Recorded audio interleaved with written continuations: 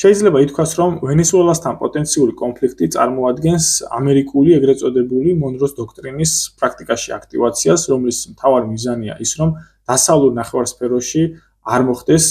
სხვა გლობალური ძალების პოლიტიკური, ეკონომიკური თუ სამხედრო გავლენების გაფართოება.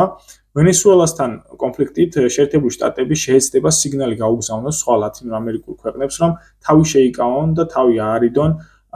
ჩინეთთან და რუსეთთან სავაჭრო ეკონომიკურ და სამხედრო თანამშრომლობას, რომ ასევე მოხდეს ბრიქსის ორგანიზაცია ბრიქსის გაფართოება ლათინურ ამერიკაში და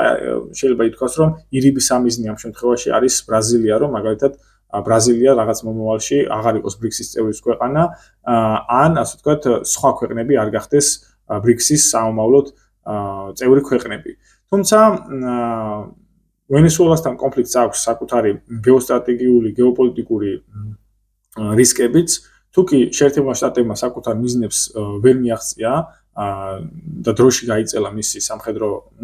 აგრესია, რა ფორმით იქნება ეს ჯერჯერობით უცნობია, მაშინ ამან შეიძლება საპირისპირო შედეგი გამოიღოს, რაც არის აი ამ გეგმით გათვალისწინებული, რომ პირიქით მეტი ლათინურ ამერიკული ქვეყანა დაინტერესდეს ჩინეთთან და რუსეთთან ურთიერთობების გაღრმავებით. რაც შეეხება მთავარ გეოპოლიტიკურ რისკს შეერთებული შტატებისთვის, ეს რისკი მდგომარეობს იმაში, რომ თუკი აქამდე მას ჰქონდა ცალსახა უპირატესობა იმ თვალსაზრისით, რომ მას შეეძლო ევრაზიულ მატერიკზე წარმოიქმნა სხვადასხვა ტიპის კრიზისები, კონფლიქტები თუ გამოწვევები მისი მთავარი კონკურენტი გლობალური ძალებისთვის, იქნება ეს ჩინეთი თუ რუსეთი და მთავარი სათამაშო მოედანი ყოფილიყო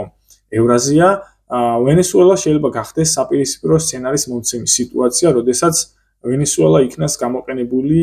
იმ ინსტრუმენტად პეკინისა და მოსკოვის მხრიდან, რომ ესე ვთქვათ, ეს სათამაშო მოედანმა გადაინაცვლოს უკვე შეერთებული შტატების სამეზობლოში, დასავლეთ ნახევარსფეროში, ლათინურ ამერიკაში და მთელი ამერიკული ძალისხმევა და კონცენტრაცია ევრაზიულ მატერიკიდან გადავიდეს მის სამეზობლოზე.